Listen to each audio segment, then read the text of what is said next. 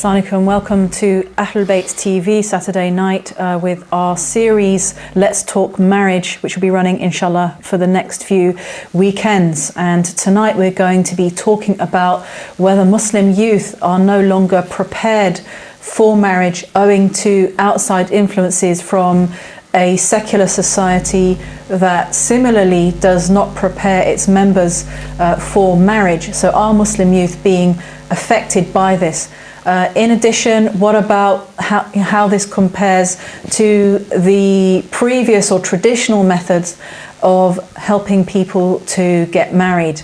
So do feel free to call in with any questions or comments. We have with us our panel, and tonight my guests are Haji Maqbool Rahim, who has been on the show Ahlul Bayt Live many times, and we also have Brother Ayman Al-Diwani, who has been on this series before from Islamic Unity Society, and then Brother Mustafa Khan, who's also with Islamic Unity Society. So inshallah, do feel free to call in. Also do feel free to text. I have the phone with me here. It's not my phone. I'm not very familiar with using it, but I will endeavour to pick up your messages that you do text to the phone, and inshallah we'll try and address your questions. Assalamu alaikum, welcome. So thanks again for your time, putting your time into this important issue. And for those who haven't tuned in to the two previous shows, this series was brought up by Ahlul Bayt TV in response to a survey that was conducted by Islamic Unity Society of what are Muslims' prime concerns in this day and age. What are the concerns that they want to see addressed? And 49% of respondents said that they want to see the issue of marriage addressed. So inshallah we'll be running this for another few weeks on Saturday nights. So I will start with Haji Maqbool Rahim. First of all, in your mind, you have daughters who are married, alhamdulillah, and they have families, and I know that they're raising their families very well. You've got a good family structure around you that is, I would say, supporting other structures of marriage in your family as well. It's kind of interesting how, again, it has a trickle-down effect in terms of the ethics of marriage and family. But you're also well travelled, and I was going to ask, first of all, your opinion. Do you feel that the secularization of society nowadays that primes its youth to be first and foremost participants of an economic system and does not prepare them for marriage specifically, do you feel that is having an impact on the Muslim youth? Yeah, Bismillah ar-Rahman ar-Rahim. Certainly the society, the secular society that is driven by economic considerations and success in matters that relate to livelihood, relate to profession, relate to acquiring skills and university education, etc., does mean therefore that the focus of the youths is primarily, in the first instance, to make sure that they are well equipped for those kinds of activities. So, for example, you would have university as being the first target for most youths. They would like to go through university. They would like to actually enter the profession and have some kind of job performance or satisfaction in that kind of thing, and feel somehow that as a result they are now settled, and then think about. So you see the normal reaction of a youth, and we have so many youths in our community as well. We've got so many youths among our relatives. When I talked to one of them and I said, okay, you are now really getting to be about 20. So what are you thinking? Are you thinking in terms of marriage? Not yet. I'm not yet ready.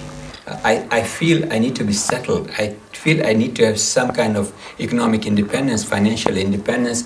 I also feel to have my own mindset telling me that, look, I'm now more or less ready to take on a commitment, which is a lifelong commitment. Yeah.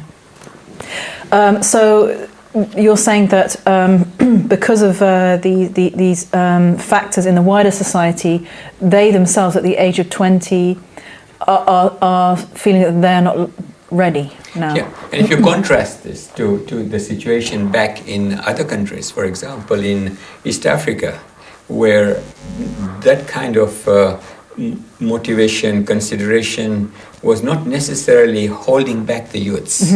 So that in those areas, for example, in East Africa, you would find at that, but in the past, you would find that people expected to get married by a certain age. I mean, if you had asked me when I was 23, so what are my expectations of marriage? Yeah, definitely. I mean, my sisters have got married, my friends have got married, and I'm sure I expect to get married. So I did not question the fact that I need to get, whether I have a choice in this matter. I didn't question myself. I took it for granted that marriage was a necessary milestone in terms of getting both, your maturity, or your intellectual maturity and your spiritual maturity, and your place in society at large, that you are recognized as a person who is now married. So that was something that was taken as given. But here we have a situation where people feel that, look, they have a choice, they can delay. They say they don't have to get married at the age of 20, 24, they can go on, maybe they're doing PhDs and going for medicine, it takes them to the age of 28, 29. So it delays the time at which they actually tell themselves that they are ready to get married. Thank you. Brother Ayman, again, I mean, with your generation or younger, people than you, again, do you feel that perhaps, again, people are not feeling prepared? They just don't know what marriage is about, and maybe they're delaying marriage. They've got this feeling, oh, I'm not ready, because in a way, the parents have been so anxious for everyone to do well educationally that they haven't sat down and taught them and prepared them for marriage. Have you noticed that? Yeah, I think so. No, without a shadow of a doubt, there's an influence from the wider society of what marriage actually is. So as in, I think it'd be very interesting to compare the answer of asking a youth from someone who's living in the West of what their definition of marriage or connotations of marriage are, and to compare that to someone maybe back home in Iraq or as in anywhere somewhere in Asia. And I'm sure you'll get very different answers, and that's partly because of the wider society, so colleagues at work or other students, and what you see of marriage.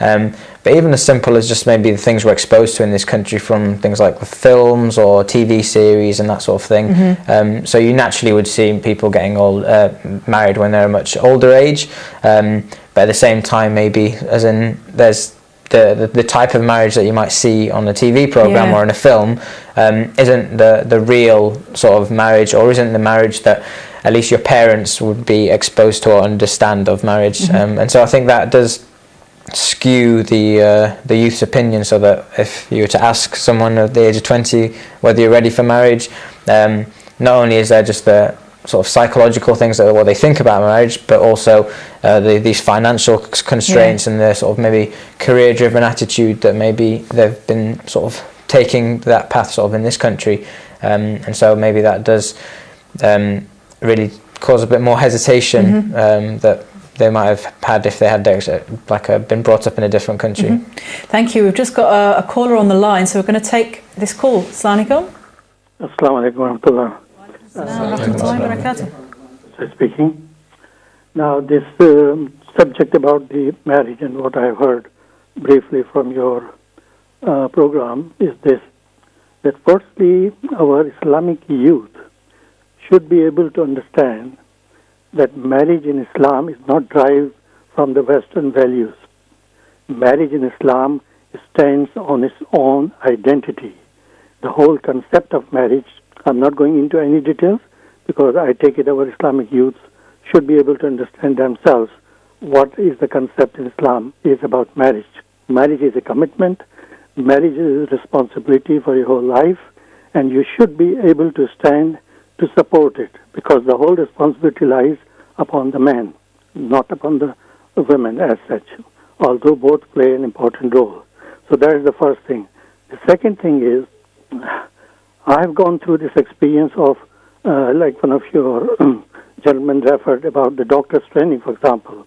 Now, a doctor's training, if he's going well throughout, he should be able to start his job at the age of 24. The rest of the time is simply a matter of his further training, whether he wants to be a GP or a consultant. And particularly in this part of the world, and also it has been a custom in our India-Pakistan culture as well, that the marriages used to be there at much earlier age. Now, there was possibly social and economic factors were involved there. The girls used to get married even at the age of 14 or 15 even. Now, that was a part of the time when it was perfectly okay to accept it, and the man took the whole responsibility of running a home without this thinking whether I have at least material value satisfied, whether I have got a nice car, whether I have got a nice house, or whether I have got everything nice before I can consider the marriage. And marriage is a natural phenomena.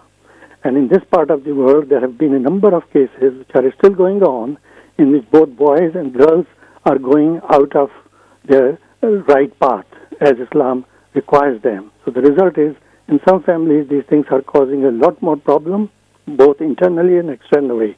And I would say that this is an area of subject which has to be taken very, very seriously by our youth and as well to their parents, to educate them, to give them a proper understanding, especially in the Islamic context, what the marriage is all about. Otherwise, the devil can take you over very easily the moment you are in the practical life, whether you are a man or a woman. So don't take any chances.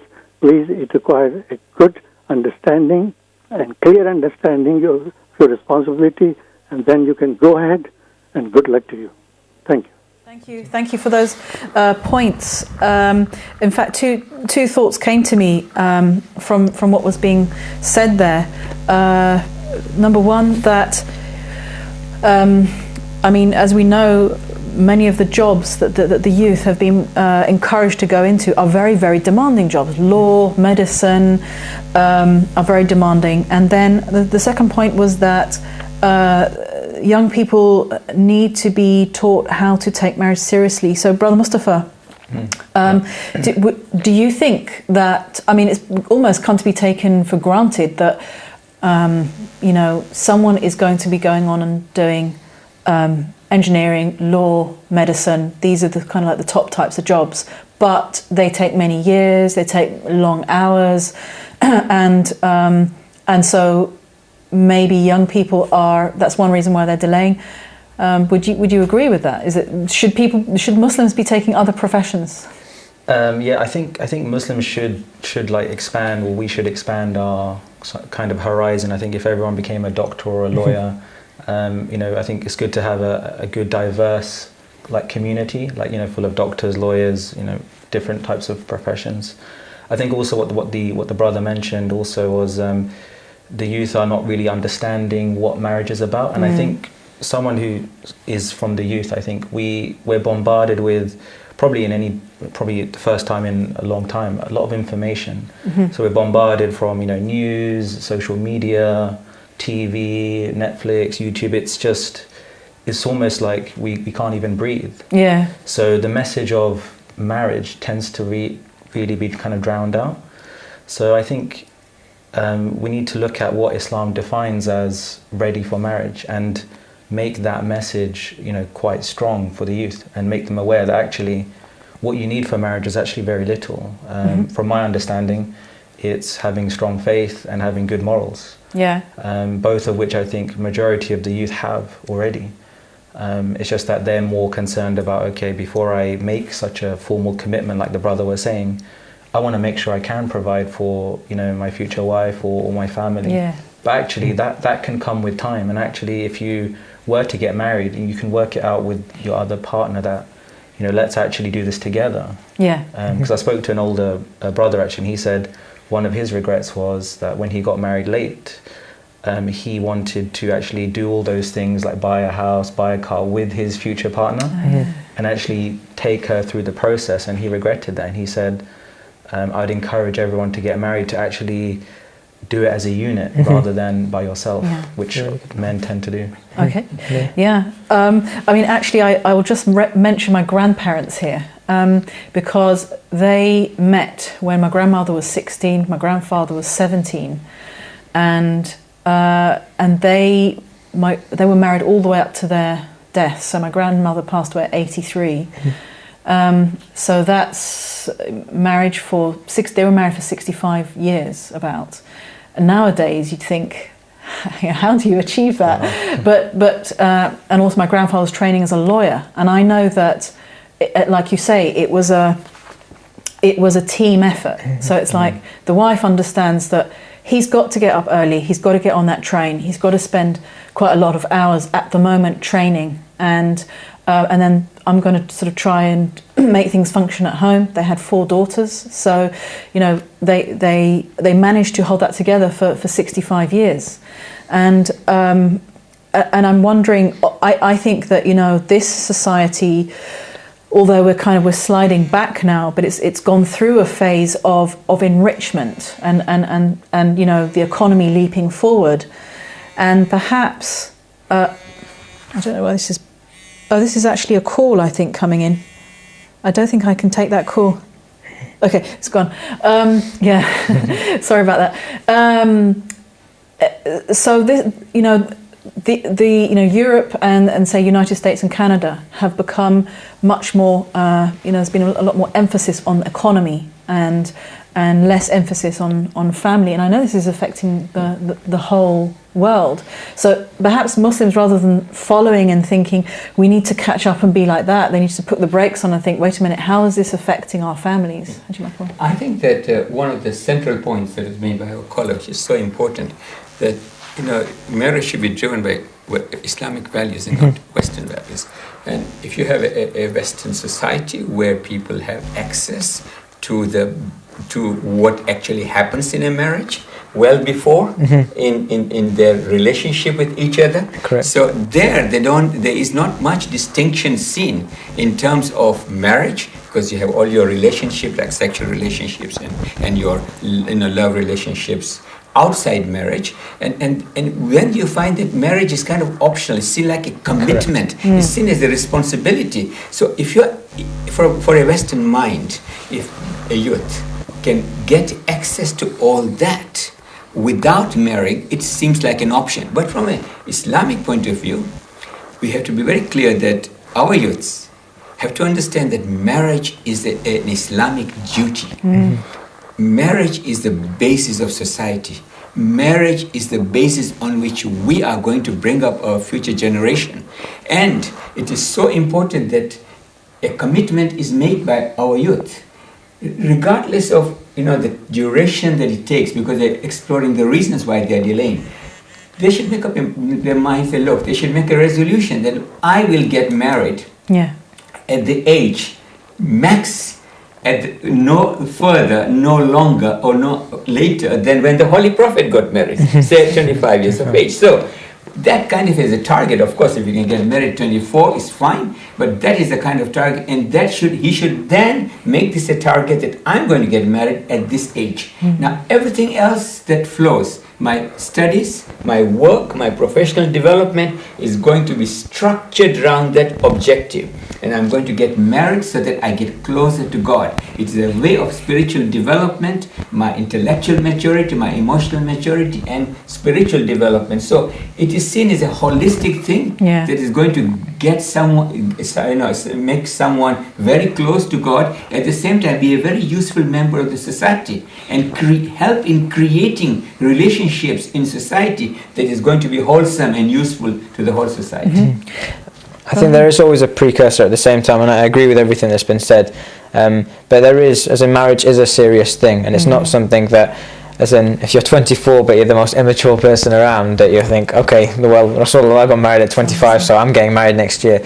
As in, I think there is that psychological or maturity that you do develop and you take with marriage. But at the same time, I think that also comes through marriage. So I would never say that get married so that you become mature, but at the same time that is almost one of the benefits of marriage, that it does maybe start focusing that you, so if you're again 25, 26 or 30 years old but your lifestyle is still quite childish maybe, one thing to really set you onto a more serious path is marriage and having that responsibility.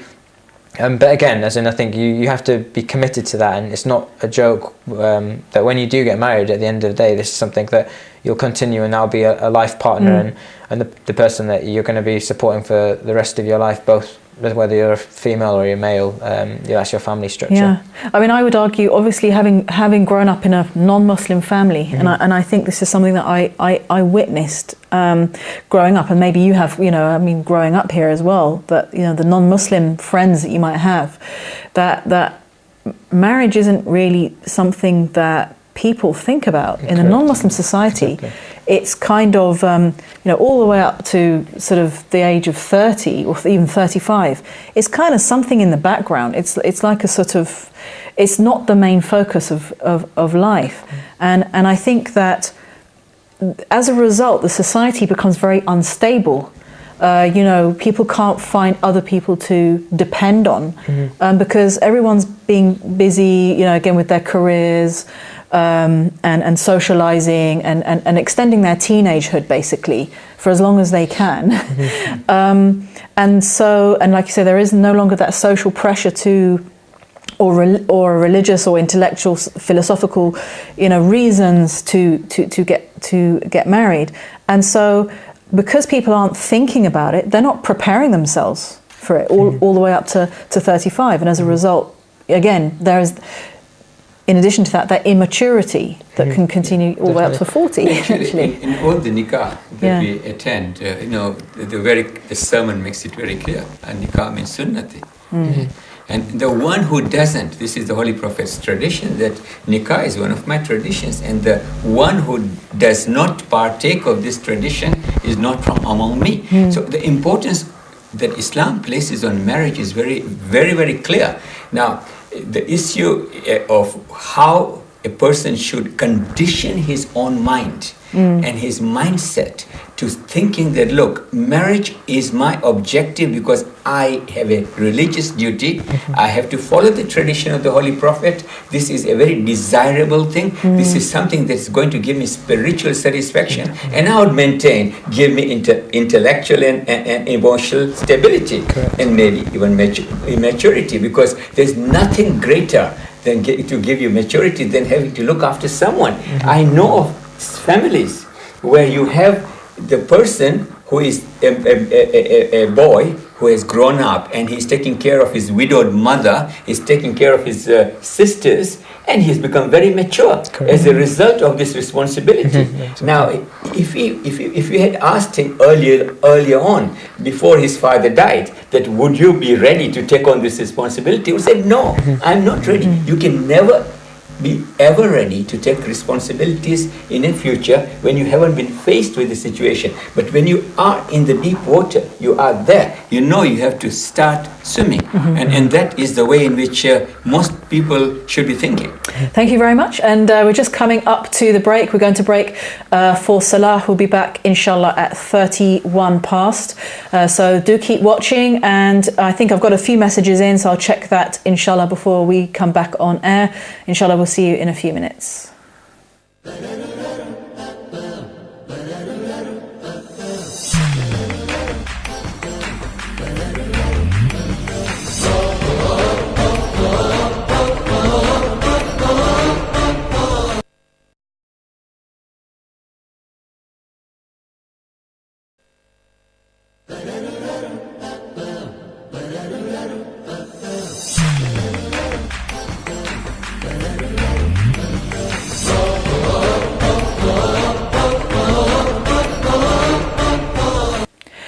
Assalamu alaikum, welcome back to Let's Talk Marriage on Ahlul Bayt TV. And in the previous part of the program, we were just talking about how the type of societies that Muslim youth are living in now that focus heavily on economic development and education are not preparing Muslim youth for marriage. They don't understand why marriage is important.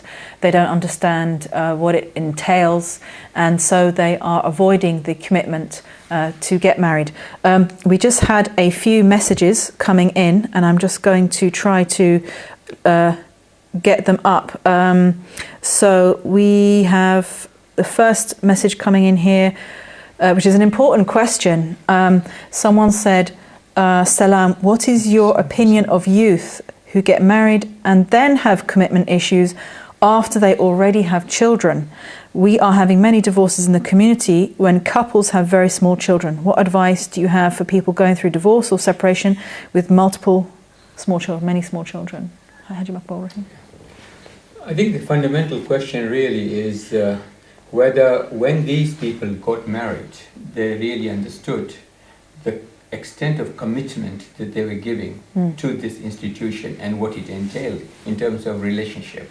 So if this kind of orientation was given to the people concerned, like before they got actually married, engaged, there would have been some kind of orientation given to them through seminars, through courses, or one-to-one talk, or family circle talking, or small seminars, or small gatherings where people are told that, look, essentially you have to understand what you are actually committing yourself to, particularly marriage.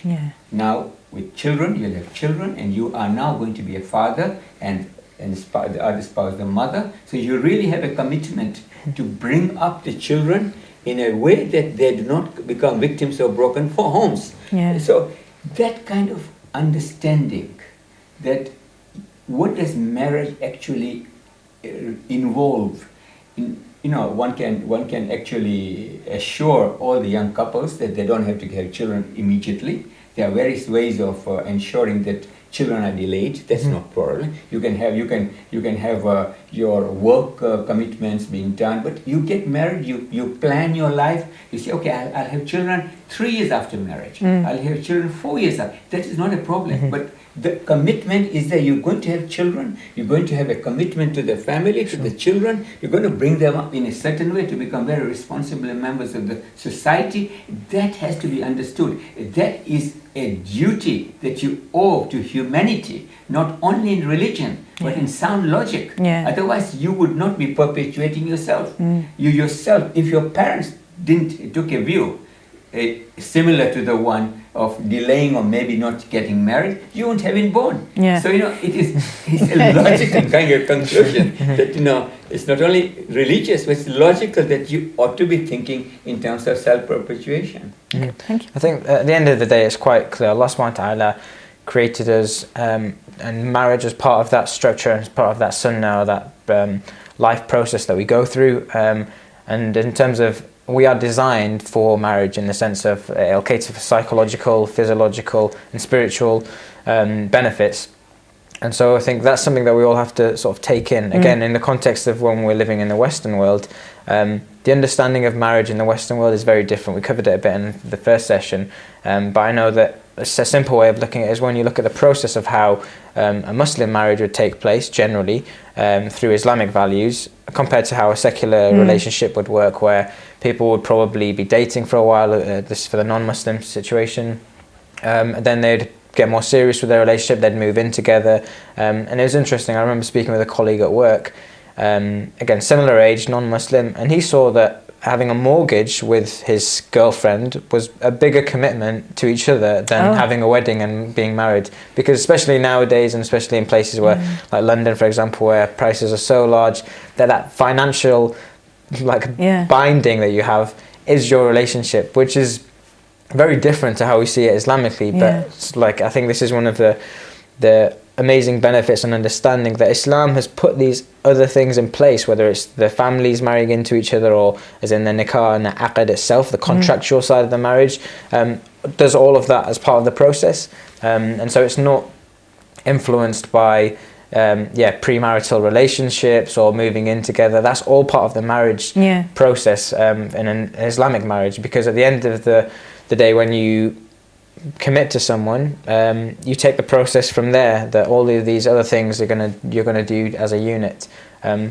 So it makes a big difference. I think the question as well was mentioning about how we see so many divorces in our community, and I think you always have to look at these at a case-by-case basis, because I think there could be two not valid, but as in two root causes of why a divorce might happen, and that could be because of maybe the lack of commitment, so the immaturity of someone.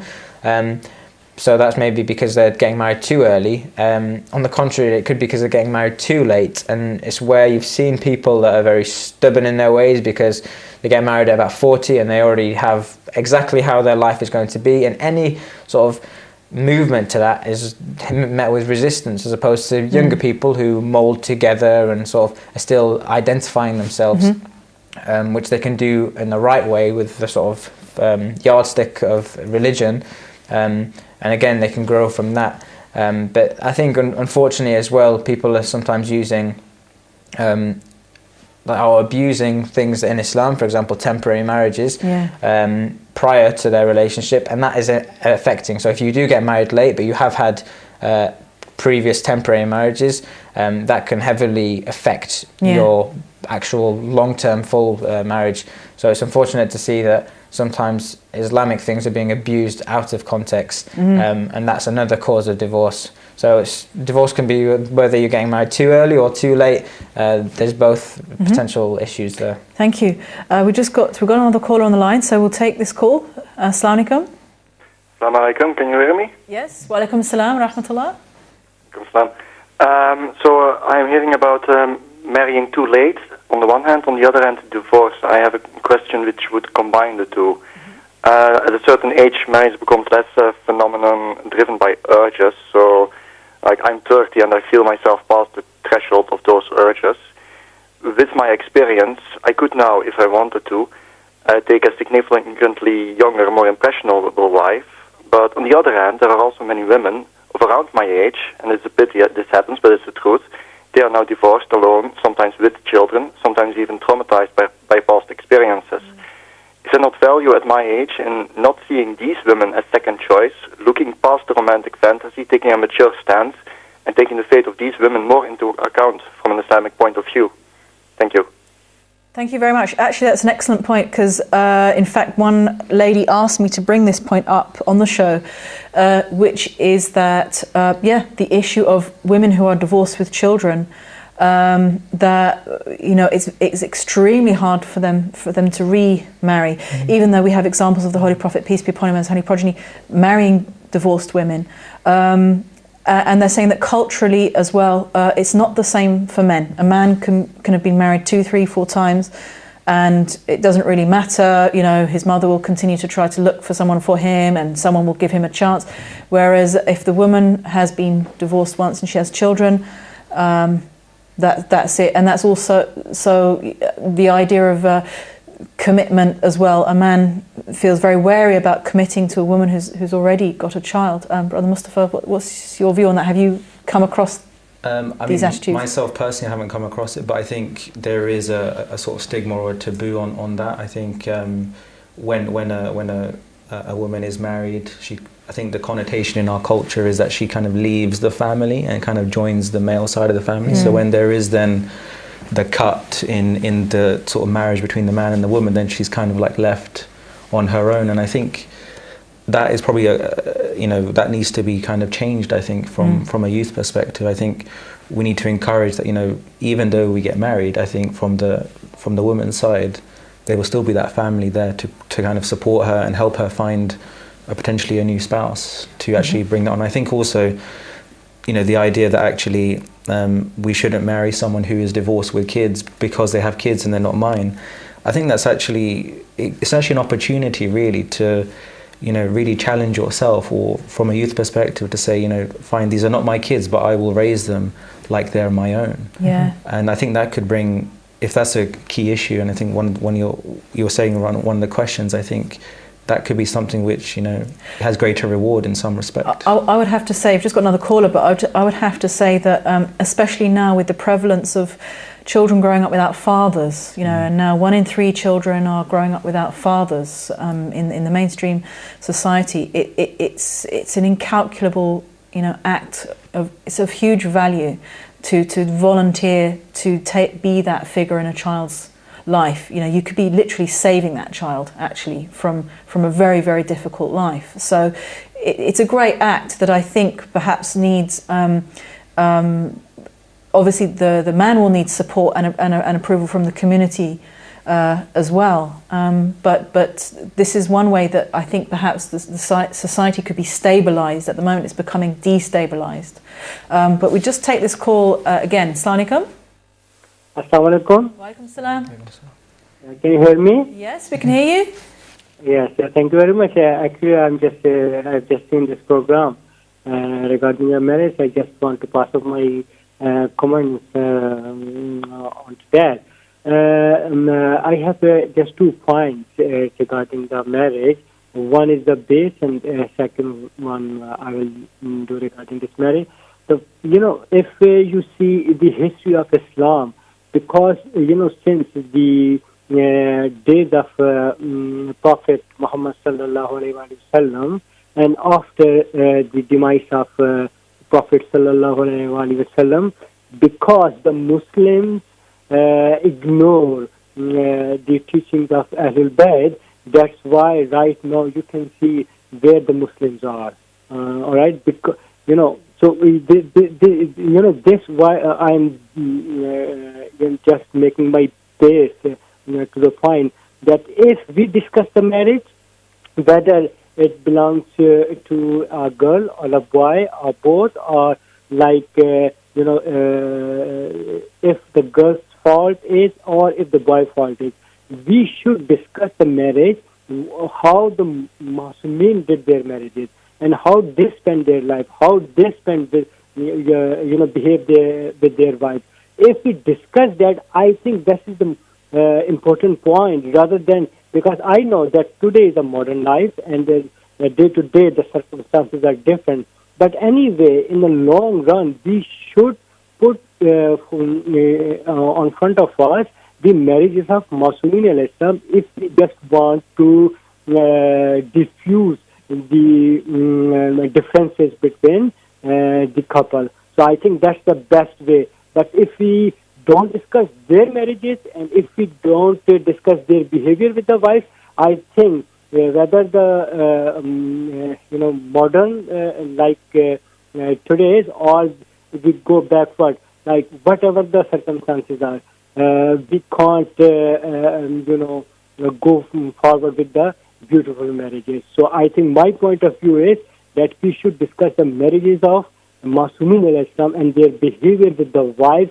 That is the best point that we can put forward before the girls and the boys. Thank you very much for listening to me. Thank you. Thank you very much for your point there. I mean, Brother Mustafa, you were saying that you have been told about how Ahlul Bayt alayhim salam were in their marriages. You know, as a young person, you've been told ahadith and narrations, but the issue is that, you know, well, the issue is that people are still not understanding. Why is it that, okay, you might hear about the marriages of the Ahlul Bayt alayhim salam, but somehow there's a disconnect between what people are hearing in the majalis or from home and what they're practicing? So I think one thing is probably a misunderstanding of what the teachings are. I think it's I think that topic hasn't actually been extensively covered in any kind of workshops or a very specific session about what the Masumeen have done in marriage and actually having practical examples. And the second is, as the youth, when we grow up as children, what we see from our parents, from our friends, sometimes actually conflicts with the teachings of the Masumeen. So when we grow up, we become a bit confused. Okay. And I think that confusion is what's led to this kind of apathy in actually following the teachings of, you know, real Islam, basically. Yeah. So that's a good point. Confusion in terms of, and perhaps you're right. I think that obviously the community talks about the teachings or the marriages of the Ahlul Bayt alayhim salam, and and you do attend these majalis, but then in practice you see something different and you have to go along with something different. So then there's almost like a high level explanation. Obviously there's only so much a scholar can do on a pulpit, and because the audience he's addressing is quite vast and broad, but I think having like focus sessions for the youth would be beneficial. Yeah. I think that's absolutely right, because you see, when you take the life histories of our Aimas and see how they led lives from the Holy Prophet onwards, how they were with their wives and how they treated their wives, etc. In that particular context, how they married others, wives, and they married those who, for various reasons. To bring that kind of historical explanation in today's context for a youth, one needs to kind of go through another process for saying, how do you extract the basic lessons and the learning that you need to extract from these experiences of Aimas in their relationships, in their various marriages, and say, how can you apply it in today's life in the Western world? Because we have many constraints. I personally believe, and when I hear of young divorcee girls who are up to the age of 30, who have got children and who have been divorced and they are not married, I feel absolutely sorry. I said, what can we really do about them? If it was possible to marry some of these wives, the women, to be able to take care of them, that is a kind of instinctive feeling that one has. But one has constraints and one cannot do that. So what one has to think about is, how do we change the attitude of people towards the divorcees with children? My wife does matchmaking. And she does informal matchmaking. What she does is she gets information from people who are interested, and she tries to find someone suitable. It's an introduction. She doesn't have any opinion, she doesn't have any recommendation. She simply finds out who is available, who would like to get married, and see whether they can be brought together, and then leaves it upon them and the respective families. And one of the problems that she tells me is this issue about the divorcees with children. Because, whether it's a man or a woman, the moment people hear that he has got a child from a previous marriage, it acts as a disincentive. Now we need to make a change in people's mind that, look, people got married, it didn't work out, and therefore they have to have another chance, and everyone has a right to get married. This is a right that Islam gives, and it doesn't make any difference if you are previously married or a widow or the spouse died. You still have a right to get married. And how do we change the mindset of the people to say that it is no different in reality that you marry someone who is a divorcee with children than you marry someone who is not married before? Your mindset should be that you are marrying them for the reasons of coming close to Allah and actually achieving your spiritual elevation and taking on your commitment, your responsibilities, and leading a full life in this world. So if that is the kind of thing that's driving you, young wife, unmarried wife, these are traditional ideas. I don't want to marry anyone who is already married. That's absolutely ridiculous. It's also a Western sort of led concept as well. Like in Hollywood or films, we see, when they get married happily ever after, they don't have kids, or that woman generally doesn't have a child. So it's subconsciously affecting us as well. And I think the communication would probably come from not only scholars from the pulpit, also bottom up from youth-led workshops to raise the awareness. We've just got 2 minutes, but yeah, I was just going to say, because I think there are definitely areas to explore and to hear more about these examples, like Ahlul Bayt alayhim as-salam and the prophets alayhim as-salam. But I think there are very obvious examples as well. So when we talk about Rasulullah adopted a son, so as in that's a clear example to say adoption is something recommended, and if it was the Prophet, it was good enough for the Prophet, then it's something that we should bear in mind as well. The fact that he married divorced women as well, that's an obvious one. Or even that Imam Ali alayhi salam used to help out with the household chores. So as in, sometimes our cultures are so on top of the idea of that the woman looks after the house and the man provides the family. But as in, that's not necessarily the examples of what Islam has in front of us, and so there's obviously cultural things there. And I think just on sort of the divorce side, I think we do really need to bear in mind that this is something that is discouraged, and it sort of shakes the throne of Allah subhanahu wa ta'ala when the divorce happens. But there are valid reasons, and the reason why divorce isn't haram is because there are reasons where it is. If Allah subhanahu wa ta'ala suggests sometimes to the Prophet that you can divorce any woman you want, and as in you can divorce and marry any woman you want, then it's not that bad of a thing that Allah subhanahu wa ta'ala would exclude it completely from an option. I was just going to say, we're just going to go to break, but yeah, the point I was going to bring up, inshallah, we'll bring up afterwards. So we're going to go to break, and we'll be back again in a few minutes. Assalamu alaikum.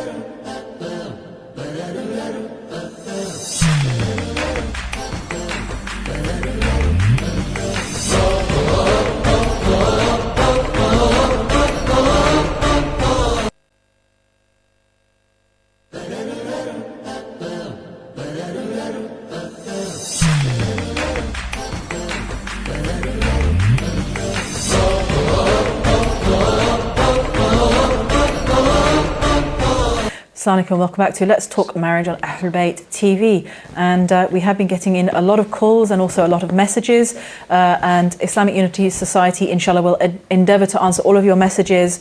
If we can't answer them all on the show today, then they will answer them afterwards, as I understand that they've done that with previous programmes. Just another comment that came up with regard to, Haji Makbul, what you said earlier about having a target age. I'm going to marry at this age. Someone has said, well, that's easier said than done, and will you not get married when Allah wishes? Sure, indeed. We all, every action that we take will be done when Allah wishes. So that means that we will make our intentions and our efforts, and we will be seeking to achieve those, but it's in the hands of Allah subhanahu wa ta'ala in the end. So that goes without saying. Important thing is, you need to have a worldview which includes marriage, which includes the expectation and your intention that you will marry at the earliest possible situation when you can. That must be your worldview. And because you want to get to the state of this responsibility which is going to bring you close to God. It's like other farz, like other wajibat that you do, except that this is not wajib per se, but it is like near wajib. The fact that if you don't have a target in your mind, if you don't say, I don't know when I'll get married, but I will get married sometime, you can easily end up getting married at the age of 40, and you can have lots and lots of regrets of having, refused your opportunity of accepting the proposals or earlier on, for one reason or the other, because something was given priority to marriage. So what this does, what the targeting does, is it kinds of conditions your mind to arranging you to be thinking along the lines that I will get married as soon as I can, and anything else that is going to kind of cause me to delay it, I will try to organize it as much as possible so that I can do both of them together. But I don't want to delay marriage too late. I don't want to get to a stage where I actually am told by prospective people whom I want to marry that you are old. And that I think is important, because even in our peer group or the youth group, in our community, we're getting engagements at the age of 23, 24, because now it's like a trend. You want to get engaged early and then get married, and no one is thinking in terms of, I'll delay this because of this reason or the other. And similarly, the girls may be studying in university, yet they will accept to be married because they think this is a good thing for them, because it is something which is part of the worldview. They know that they want to become mothers, they want to become housewives, they also want to be good professionals, but they want to do all this as a way of getting close to Allah. Thank you. It grants that stability, doesn't it? So that's one of the biggest things in marriage as well. I was also we just had a caller in, and this is something that I've seen a lot over the years, where two people want to get married. They're very, very compatible, but the parents want them to marry someone else. There's a lot of broken hearts along the way, and sometimes the young person is even compelled to marry someone that they don't like, they don't have feelings for. But it's the families have talked about it for many years. It's been planned for many years, and the young people feel that they can't back out because there's all that pressure around them. I mean, Brother Ayman, what's your opinion of this? Should young people try to accept the situation and make the best of it, or should there be perhaps conversation between the parents and the young people about, well, this is why we're choosing this person for you, this is why we're not accepting the person that you like? Or should there be kind of more or less support for the young person? I've met someone who means a lot to me, and most of the time it's not just a fad. The youth are choosing someone who actually more times is serious on the deen, and the parents want them to marry someone who's not that serious but has a good job. How should we deal with these situations? So as a caller said, let's look at the Ahlul Bayt alayhim as-salam and see what they did. Rasulullah asked for permission from Sayyidah Fatima alayhi salam before he proposed or recommended Imam Ali alayhi salam. So it shows that even if the Prophet of Islam, who has as in ilm al-ghayb and knows as in all the knowledge of the universe, would first check permission with his daughter about a marriage, then who are we as in inshallah when we myself become a parent as well, or just as a parent to their children, to say that you can't marry him and you'll be marrying this person. I think it is very unfortunate where there are these sort of restrictions or barriers that are created by parents. They should be facilitating, and at the end of the day you're going to have it's the two most involved parties are as in the bride to be and the groom.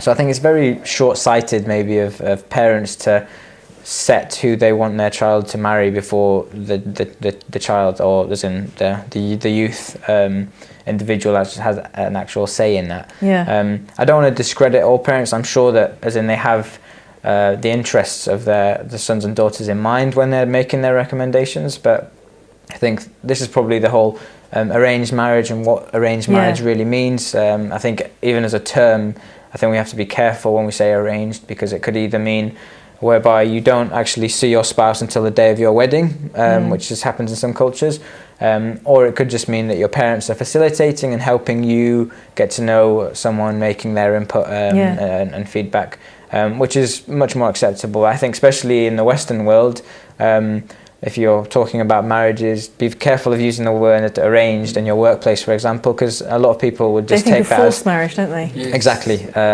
which as in we don't have, and that's not encouraged. Like I said, as in even when we look at our Ma'sumin, as in the Prophet of Islam wouldn't force a marriage onto his own daughter. In fact, as I understand it, an Islamic marriage isn't valid if both couples don't have consent. So actually, I mean, if there's no consent in the heart of your child, if in their heart they're saying, okay, outwardly, all right, you're putting pressure on me, I will go along with it, but inwardly the heart is saying, I don't consent to this marriage.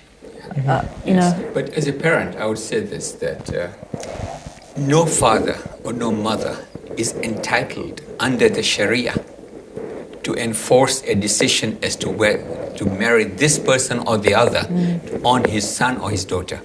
He has no right. His children are not his property that can be transferred like furniture. What you have to be very careful about is that the children have to be given the choice. The girl has to be given the choice, and the boy. And that's why we facilitate in many of these, arrangements that we make for the boy seeing the girl. It's to help, right? It's to aid. Correct. To facilitate. And if the girl is reluctant, if she's hesitant, you should listen to your children. They are adults. If they don't want to get married to a certain person, you listen to them and say, look, she doesn't want to get married. Now, of course, if you think that her choice of marriage or marriage partner is a wrong one, if you think that there are certain problems with that choice, then the thing to do is to sit down with your daughter and tell her that, listen, I know you like this person, I feel you're making a wrong decision. Think about it. I give you reasons why you think you're making a wrong decision, but I'm not going to enforce it on you. The whole issue about marrying someone your parents have chosen for you is totally wrong. And I'd go one step further to think that okay, let's say they have forced a particular marriage, and so they haven't the daughter or the son hasn't married the person they wanted to, and they were married to their parents forced them to get married to. When or if something goes wrong in that relationship, who's going to be to blame? Yeah. So firstly, if they weren't to get married because a parent sort of vetoed that marriage and said you're not marrying this person, and then either of those two individuals went down the route of haram or something, Allah subhanahu wa ta'ala would hold the parents accountable for blocking the marriage. But alternatively, I think parents would be in a very difficult position, and I know of too many stories where this has happened, and then the parents have on the next marriage they have no say at all because they're scared, because they know what psychological trauma, if you like, both of those individuals went through, their son or their daughter, because they forced them down the route, which didn't turn out to be a good route for them. So I think it's a bit unwise maybe to make that sort of decision. I've seen this as well, and you think, oh, it's such a shame that you didn't, you weren't like that for the first time round. Brother Mustafa, I mean, we've had messages coming in saying, can Islamic Unity Society hold workshops and courses? I understand that you do that. Is that correct? We've held like series of workshops on different topics. I don't see why we couldn't facilitate workshops or sessions. Maybe even more focus groups on marriage itself. And I think we discussed it before. I think when it comes to a parent-child relationship, obviously the parent, I think most of the time the parent is really concerned or is, has the child's, stability or security at heart and their love. But there does come a time when you do have to let go and actually let the child explore and actually take that step, because they are becoming an adult. So that's something we can set up, and I think it would be useful not just for the youth but parents to attend those sessions as well, and understand that things can change, and that's actually a good thing. Sometimes change is good. I was going to say, we've just got a caller on the line, and then we'll continue with the point. We'll just take this call. Assalamu alaikum. Oh, hello, assalamu alaikum. I just heard a few more things, so I just thought to highlight a few other points with regard to marriage, divorce matters. One thing we should try to understand, that nothing is absolutely 100% perfect. There are a few cases which you occasionally hear about, forced marriages, which are very rare. So I think where the forced marriages have taken place, or where the parents have surrendered because of their children's attitude or their thinking, on the basis of which they want to marry, so-called love marriage, for example, where people are blind as such to see, they see certain things, but they're not able to see the future through which their parents have gone. They have got the experience. There may be some mothers, as you said, who are divorced. What happens with their children? What sort of attitude their children will have it when mother has gone through all this experience? So apart from that, I'm now making some generalized statement. One is this, that it is absolutely our Muslim parents' responsibility to train their children right from the beginning, provide them the best Islamic understanding on all issues of life, particularly on this aspect of marriage. So as they grow up, they see themselves a model in front of them, their parents, right? There's a married life in which obviously they are observing certain things. They should be given by the parents some early responsibility so they can start feeling what responsibility means, especially for girls, because if girls are going to settle their home, similarly boys are going to settle their home, they should start building up that kind of relationship. The time of our Prophet ﷺ's life, and their Azwaj Mutahharat and all the Ahl Bayt and all this thing, we can't even go near to it. Never mind if we can develop a little better understanding, that would give us a lot more better results, because their lifestyle, their understanding of Iman, and their understanding of all aspects of religious things are far, far away from this youth who hardly understands few things superficially, picking up from here, picking up from there, and they think that is Islam. Islam has a much more deeper understanding of life as a whole, in which you have to develop yourself and lead a life in which you understand it. Similarly, marrying the divorcee women.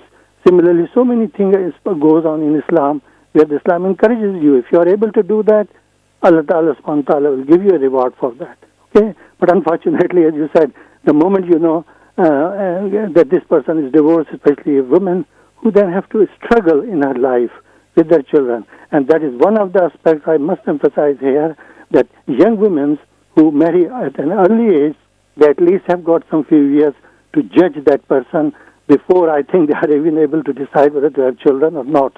Because later part in your life, if you have the children in your mid-30s and 40s, and I've come across some cases where this woman, because of her husband's attitude, has left her, and now she's in 40s, struggling with the children. But if the same thing would have happened much earlier, maybe that woman would have realized what would be the consequences to live with such a woman before you decide to have children. So I think we have to see the overall things. And there is one famous hadith of Rasulullah that you marry a woman because of her health, because of her wealth, or because of her beauty, or because of her deen. Similarly, these principles apply. What is likely to be the last thing? One can understand it if you understand Islam. Thank you. Thank you. Yes. So, I mean, this is what we have been saying. I suppose we've got a sort of scenario where we have young people who they may find someone they want to marry, and the parents may, for one reason or another, may not feel confident about the person they want to marry. But at the same time, perhaps the values upon which somebody chooses someone else are not Islamic, or they don't have a, I mean, there is this idea that goes around that that love is something that's unreliable. That feeling of connection, or you've met your soulmate, or is something that should not be trusted. I mean, Brother Mustafa, what do you think about this situation? On the one hand, we've got youth who they're not well informed about marriage. Mm-hmm. At the same time, they find someone that they feel is their soulmate, but are they likely to be making the wrong decision because they don't have an understanding? Yeah, I think the caller made quite a good point. I think as youth, I think our first point of call should be our parents. I think if we can approach them and say, what's your experience? It doesn't have to always be parent initiated. I think as youth we tend to be a bit more shy, or with these sort of discussions they're a little bit more awkward to kind of have.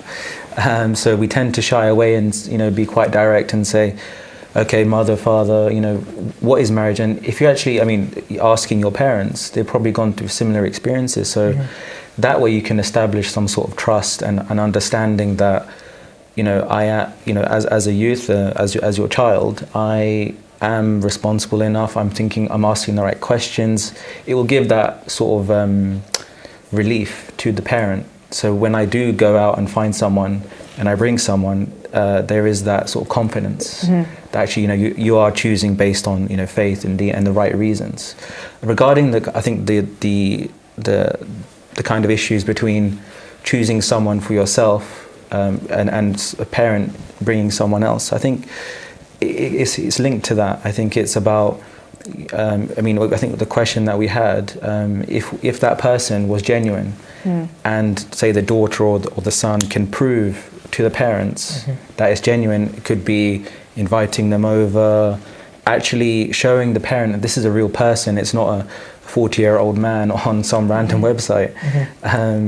It's actually a genuine person of real substance. I think that would go a long way to relieve that sort of situation. And I think that a big part of that is showing that you as an individual, whether you're a daughter or a son, are mature enough for marriage, that you're grabbing the bull by the horns and trying to manage the situation. Because again, sometimes there is that naivety maybe where you've fallen for this guy or you've fallen for this girl, and your parents are trying to give you sound advice of experience and having a long-term view at this, but maybe you've got your blinkers on, and that's all you want, and then that's where maybe the heads are going to clash better. And if you can show that you're having a mature view, I remember I've discussed with some people about we were discussing marriage, or as in someone was maybe looking at getting married, and I asked them about, so it was in what about kids and that sort of thing, and I'm not thinking about kids at the moment, but I was like, you should be looking for the mother of your children, not thinking about, it's not a girlfriend or a boyfriend, or this is not a short-term relationship.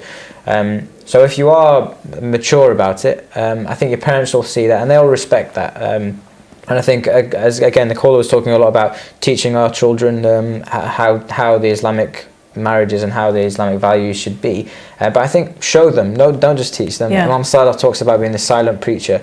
And again, maybe sometimes when we do hear things, like as in from the pulpit, or you'll get told a hadith or a Quranic ayah from your parents, but then you see a complete contradiction of that by your own family. Sometimes, as in, it almost takes away from the value of what that is. Yes. The thing is, if the parents have developed a relationship quite early on of being able to communicate with the children, boy or a girl, and see them through all these difficult decisions that they have to make, life decisions that they are making, and guide them as to what are the pros and cons, etc. So develop a kind of friendship relationship where you are counseling, guiding very early on. The parent is respected by the child comes to the parents, and there is a relationship here where people one is seen as not enforcing, but simply guiding. And I think that does wonders, because if a parent really feels that there's something wrong with this person that the girl has chosen or the boy has chosen, then I think by having this very mature relationship of communication, you would have really established what are the ways in which you can be improving your decision. In the end, the decision is that of the spouse, but the consequences of the decisions would be felt not only by the spouse, but by the families, by the parents, who would be anguished if things went wrong as a result of a bad decision. So as you say, if you have developed this in the very beginning, and if your parents are role models for the children, the parents are role models because they've conducted themselves. One day I was listening to one of the sermons on a wedding occasion, and there was something very beautiful that the person said. He said, there is nothing greater in terms of sharpening and developing your akhlaq as marriage. In your relationship with each other, you develop your akhlaq, anger management, everything that goes with akhlaq, physical violence, all the things that goes with it, akhlaqiyat. If you have managed to develop it, and also each one of them, the wife and the husband, and present that to your children as something to emulate. That I think is beautiful. Yeah, I think the communication, so it could be child initiated or parent initiated. I think for the people who probably don't have that communication, I think it's about doing the small things first. Obviously we have the greater aim, like, let's get married as soon as possible because of hadith and sunnah, but I think we should think practically as well as youth, and think, let's just do the small things every day, like I can pick up my clothes, or I can go to work by myself, or these little things, and then build yourself up that way and build that respect, and then you can then approach your parents with a more adult question. I think that's a good point, because we were saying, I think in the show that I presented a fortnight ago, that yes, the parents may not have confidence in their child, boy or girl, when they have seen that up till now they haven't shown any preparation for marriage, or they're behaving still like again a child, independent, very, very dependent on the parents, and not preparing themselves for that independence and responsibility. So then the parents are automatically going to think, no, not yet, wait a few years. Whereas that's a good point about preparing yourself. Also, I think a good point that you were making about looking for someone who's going to be the father or the mother of your children. And it might sound a bit boring to people, because again, I mean, I've had quite a lot of sisters write to me, and we can see it in the culture as well. This idea of the romantic, wedding and the whole Hollywood thing, and there's this desire for this, fairy tale, and someone may not actually be looking in somebody for their qualities as a potential parent. And I think this can be a disaster if you marry someone. Okay, I mean, a sister once told me, sadly, she was divorced. The husband turned out to be violent, but he was very handsome, and so she was expressing how his handsomeness was a factor, in the marriage. But he turned out to be violent and not a good father. So it can be just a disaster for the children, for the family, for the society, if that's not a quality that people are looking for. And it's a trade-off, and as if you were to choose a spouse or a husband over their looks, or, as opposed to their fatherly values or their Islamic values or their humility, then you're probably not ready for marriage. Because I think one of the things, again, and these are influenced maybe by the sort of the Hollywood side of things, and the sort of knight in shining armor, or having a model as a wife or something like that. And I think all these influences do start to play with people's understanding of an expectation of what marriage should be about. And when we think of marriage, marriage is a religious sanctity action, sort of. And this is the sanctity of marriage is something that is bound for religion, which is why it's interesting in a secular culture that marriage is still taking place. Like, as we've already discussed, it's something that is almost optional, it's on the side, but it should be almost, if you're not doing it for a religious reason, then where is marriage? And what does that marriage actually mean? Is it just because you get a marriage certificate and potential some tax savings, but I think that changed anyway? Or is it something that this is a religious thing where you and another person are going closest towards God, whether you're Muslim or you're Christian or you're from another monotheistic faith? And if it is so, and that is the reason, then again, when someone starts to change over a few years, and there's no there's no guarantee what someone will be like. Even there's a story of Nabi Sulaiman, when he asks Allah subhanahu wa ta'ala for a kingdom, and he says that just sort of, as in he sets it for himself, not for necessarily his children and his further legacy, because the Prophet Nabi Sulaiman doesn't even know exactly how his children are going to turn out. So he doesn't want to have a kingdom that maybe they inherit and then they might abuse, for example. So he is confident in himself and that he wants to have a kingdom so that he can do good. And likewise, when we get married, we need to understand that we have no guarantee exactly what this person is going to be like in 5, 10, 15, 20 years. But again, we have a big responsibility as the other partner from either side to help the other individual go towards Allah subhanahu wa ta'ala as well. And I think that's what's going to make a prosperous marriage. Inshallah. Thank you very much. We just reached the end of the programme, sadly, and again, the feeling that we could probably go on for about at least another couple of hours. And for anyone who has sent in messages tonight that weren't answered, inshallah, Islamic Unity Society will endeavour to answer them. Thank you very much, everyone. Inshallah, I will be back again in a fortnight. Haji Abdul Rauf is on next week, inshallah. Assalamu alaikum.